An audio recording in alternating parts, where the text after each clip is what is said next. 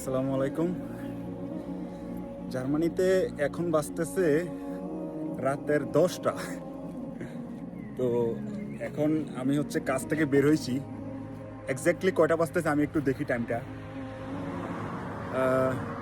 এটা 22টা 5 বাজতেছে, মানে 10টা 5। তারপরেও দেখেন এখনো দিনের আলো। এখন জার্মানিতে দিন অনেক বড়। আসলে মাঝে মাঝে চিন্তা করি যে যখন রমজান আসবে তখন যদি এরকম সামার থাকে তখন রোজা থাকতে কতটা কষ্ট হবে। যাই হোক, আসার পর থেকে যখনই উইন্টার আসে তখনই রমজানের মাসটা থাকে। তো ওই হিসেবে রোজা থাকতে হয় 13 থেকে 14 ঘন্টা।